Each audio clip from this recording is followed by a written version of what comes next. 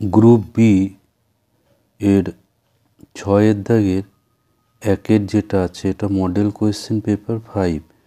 6 দাগের 1 যেটা আছে, প্রথম n সংখ্যক যুগ্ম স্বাভাবিক সংখ্যার ভেদ মান 65 হলে n এর মান নির্ণয় করো। তো প্রথম n সংখ্যক যুগ্ম স্বাভাবিক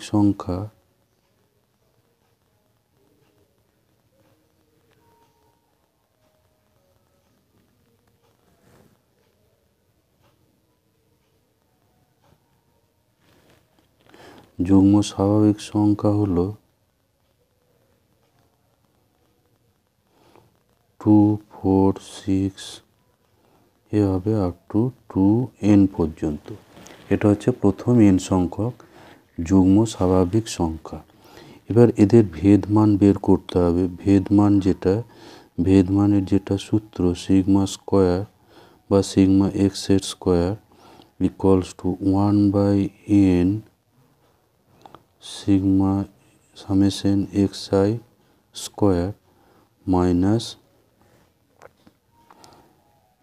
summation X I by n whole square. এটা হচ্ছে ভেদমানের ফর্মুলা।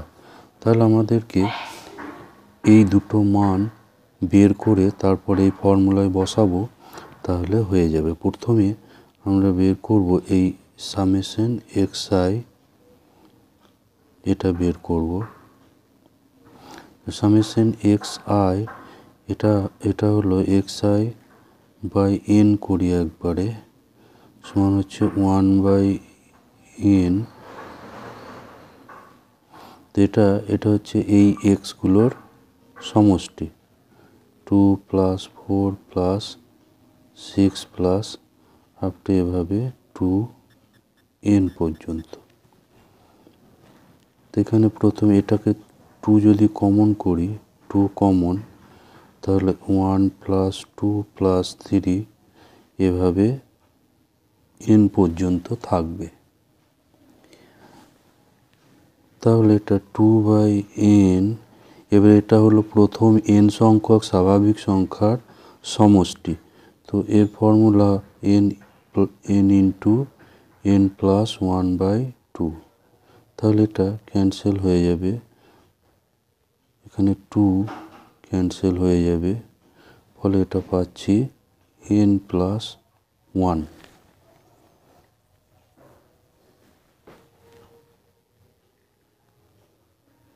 এটা পাচ্ছি n + 1। এরপর সিগমা এক্স আই স্কোয়ার করব।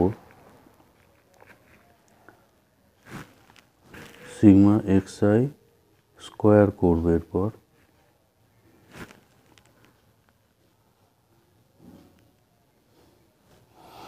By n equals to 1/n into x আইগুলোর অর্থাৎ এই 2, 4, 6 এইগুলোর আবার স্কোয়ার, এগুলোর স্কোয়ার নির্ণয় করব, স্কোয়ারের সমষ্টি 2 স্কোয়ার, 4 স্কোয়ার, 6 স্কোয়ার এভাবে আপ টু 2n স্কোয়ার পর্যন্ত। তাহলে এখানে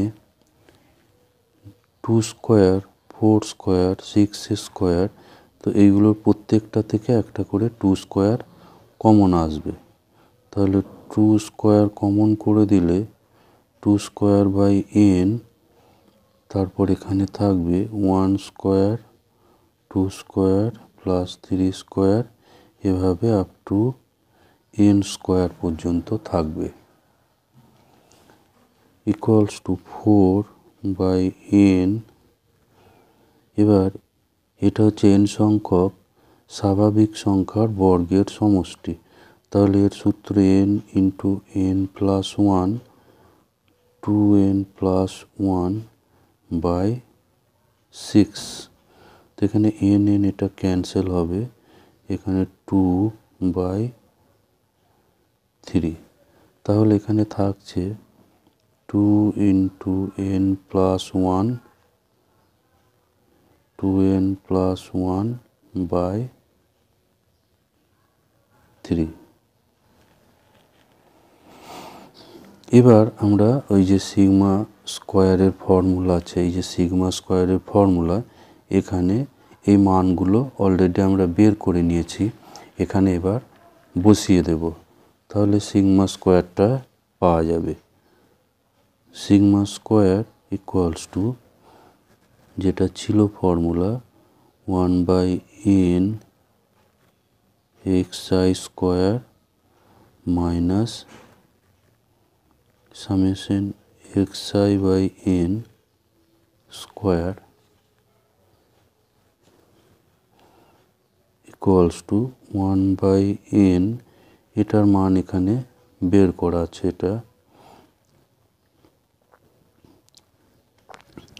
এটা ছিল 2 into n plus 1, 2n plus 1/3,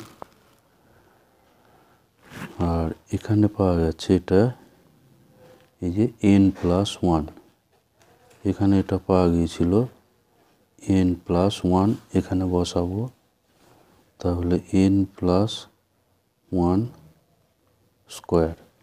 এখানে এগুলো একটু ক্যালকুলেশন করব, এখানে n প্লাস 1টা কমন আছে, n প্লাস 1 কমন, তাহলে এখানে থাকবে 2 ইন্টু 2n প্লাস 1/3 মাইনাস এখানে একটা n প্লাস 1 পড়ে থাকবে,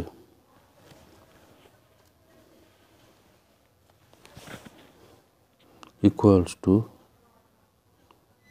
n প্লাস 1, এটা 3 লসাগু করে সরল করব, এখানে পাবো 4n plus 2 minus n minus 1 equals to n plus 1, আর এখানে পাচ্ছি 3n, সরি এখানটা হবে 3n মাইনাস 3n মাইনাস 3, তাহলে এখানে ভিতরে থাকছে n মাইনাস 1, n মাইনাস 1/3, এখানে 3টা এর সঙ্গে গুণ হয়ে বসবে,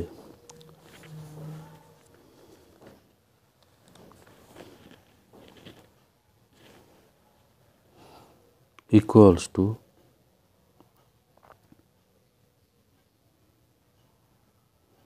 n স্কোয়ার মাইনাস 1/3। তাহলে এখানে এবার বলা আছে যে ভেদ মান দেওয়া ছিল 65, তাহলে এখান থেকে আমরা পাবো যে n স্কোয়ার মাইনাস 1/3, এটা ইকুয়ালস টু হচ্ছে 65, এটা হলো 65, তাহলে n স্কোয়ার এখানে পাওয়া যাবে 65 into 3 minus 1, sorry plus 1, equals to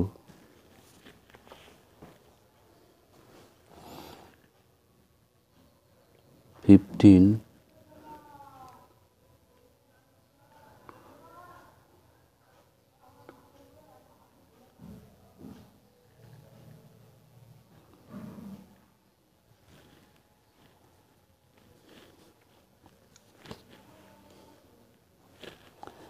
equals to n square equals to 196.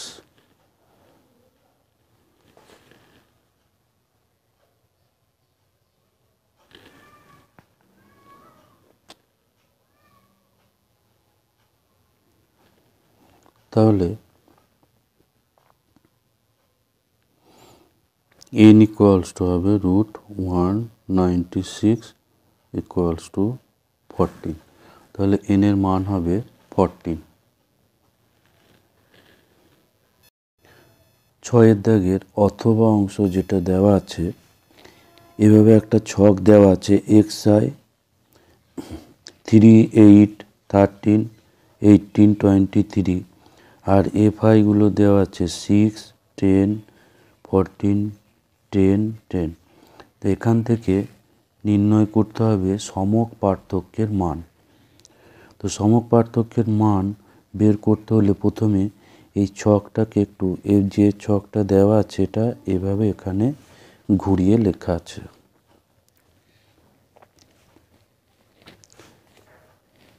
এই যে এক্স আইগুলো এই বরাবর, তারপরে এফ আইগুলো এই বরাবর লেখা আছে। তারপর এখানে ডিআই সমান হচ্ছে এক্স আই মাইনাস এ। এই এ হচ্ছে এই যে এক্স আইগুলো দেওয়া আছে, সেই এক্স আইগুলোর মধ্যে যেটা মধ্যে পড়ছে একবারে মিডিলে, সেটা হচ্ছে এ।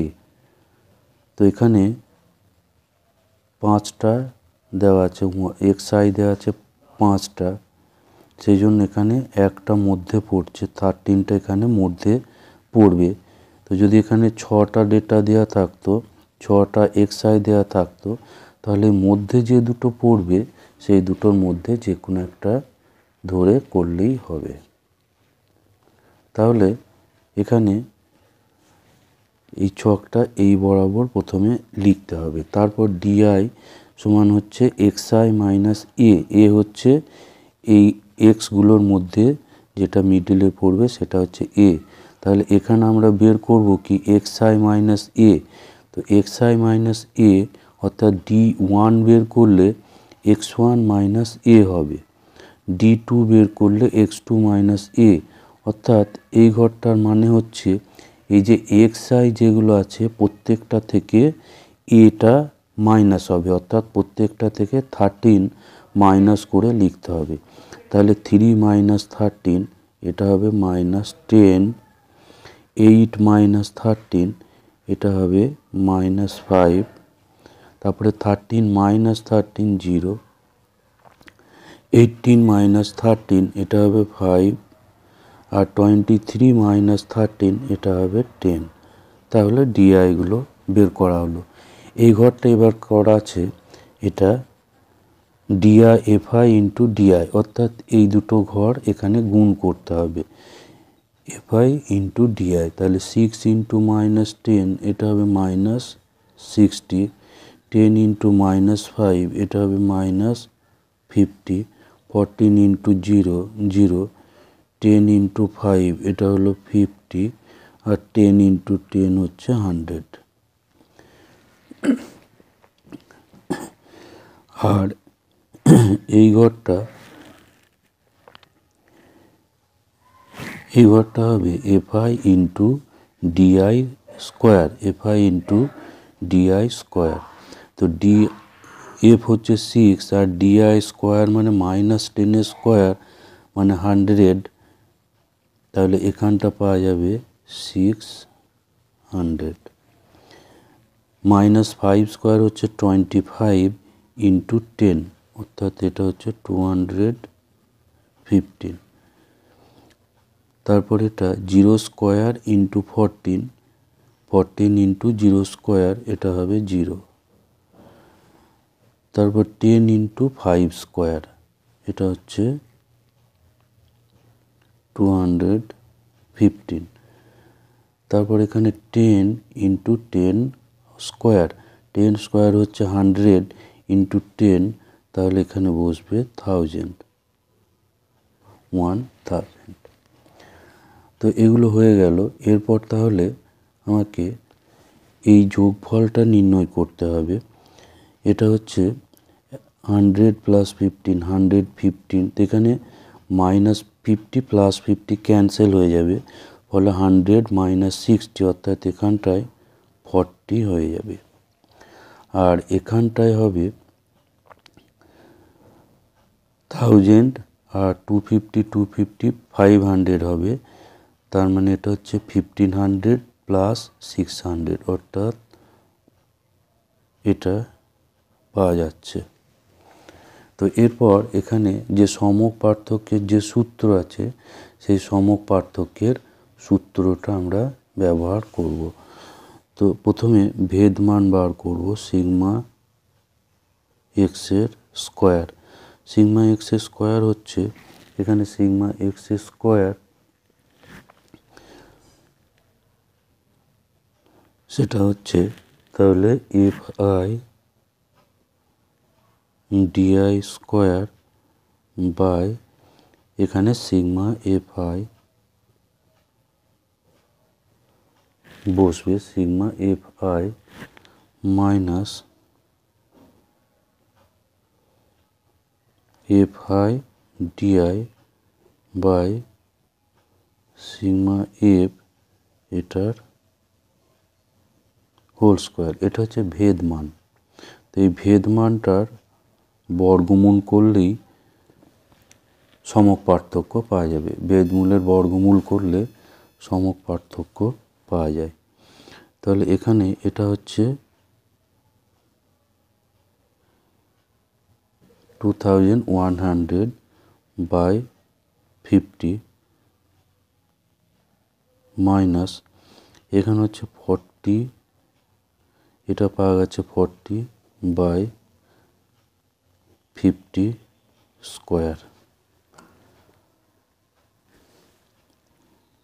এগুলো একটু এবার ক্যালকুলেশন করব।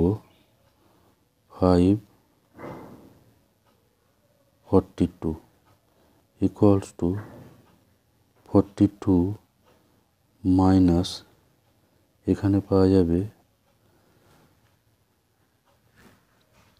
16 বাই 25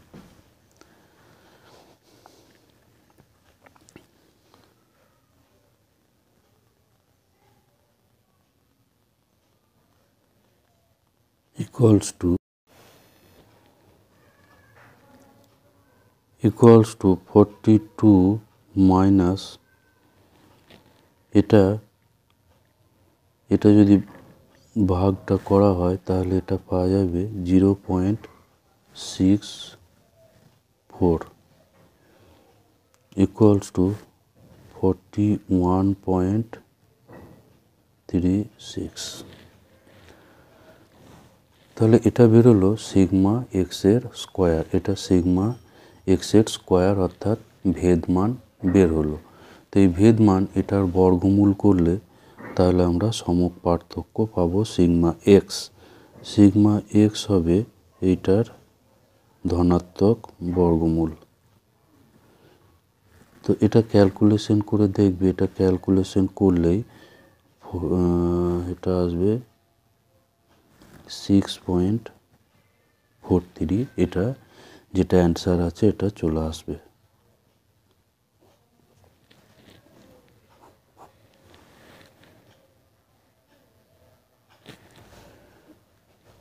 তো এখানে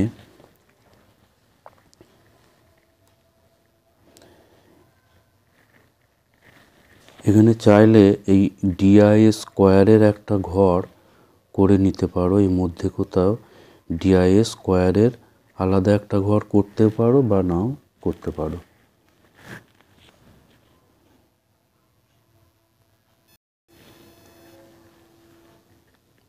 দুইয়ের দাগে যেটা আছে, যথেচ্ছভাবে নির্বাচিত কোনো অধিবর্ষে অর্থাৎ লিপ ইয়ারে 53টি রবিবার থাকার সম্ভাবনা নির্ণয় করো।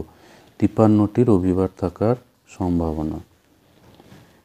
তো এটা দুইয়ের দাগের অঙ্ক যেটা আছে, তো অধিবর্ষে যে লিপ ইয়ার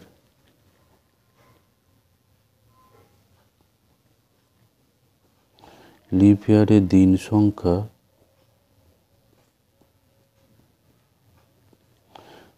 সংখ্যা হয় 366। তো এই 366কে যদি 7 দিয়ে ভাগ করা হয়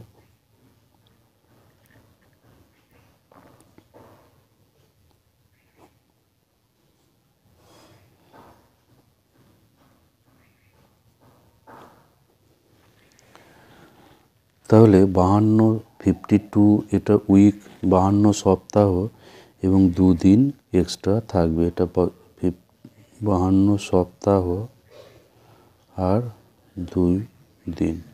তাহলে 52টা সপ্তাহ পাওয়া যাবে, আর অর্থাৎ 52টা রবিবার পাওয়া যাবে, 52 রবিবার আসবে। এই বাড়তি যে 2 দিন, তাহলে 53টা রবিবার পেতে হলে এই বাড়তি যে 2 দিন থাকছে এই 2 দিনের মধ্যে একটা সানডে একটা রবিবার পেতে হবে। তো এই 2 দিন যে বাড়তি পাওয়া গেল, সেই 2 দিনের 2 দিন কি হতে পারে? এই 2 দিন হতে পারে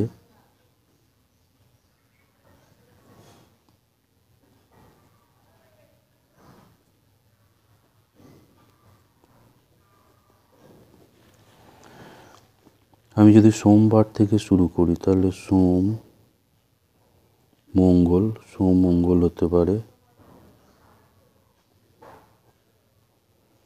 বা মঙ্গল বুধ হতে পারে,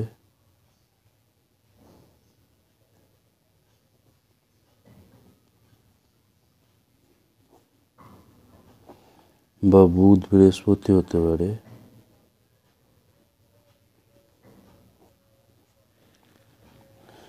বৃহস্পতি শুক্র হতে পারে,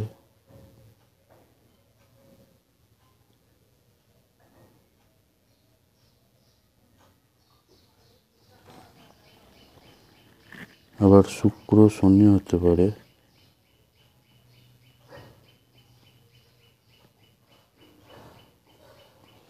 বা শনি রবি হতে পারে,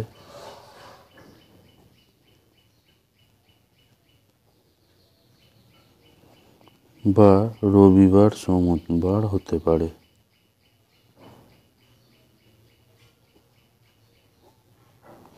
এই 7 রকম জোর আসতে পারে ওই 2 দিন। যেই 2 দিন এক্সট্রা থাকছে সেটা এইরকম 2 দিন পরপর 2 দিন হতে পারে। তো এখানে এই 7টা কম্বিনেশনের মধ্যে আমি রবিবার পাচ্ছি, এখানে দুটো রবিবার পাচ্ছি, 7টার মধ্যে 2টো রবিবার পাচ্ছি। তো এটা হচ্ছে নমুনা দেশের যে মোট বিন্দু, সেটা হচ্ছে এই রকম, এটা হচ্ছে এস। তাহলে এনএস হবে এখানে, এনএসটা হবে 7, এনএস এখানে হচ্ছে 7।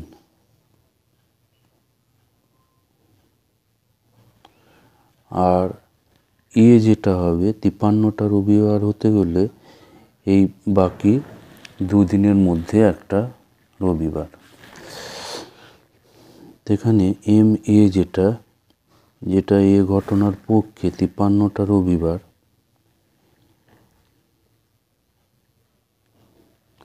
এ সমান 53টি রবিবার।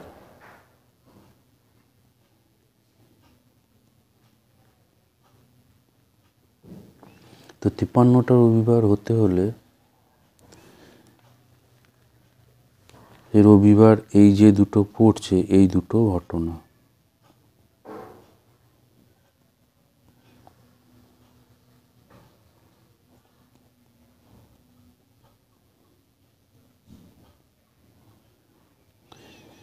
এই ঘটনা দুটো যদি, এই বিন্দু দুটো যদি এ ঘটনার পক্ষে পড়ে তাহলেই 53টা রবিবার হতে পারে।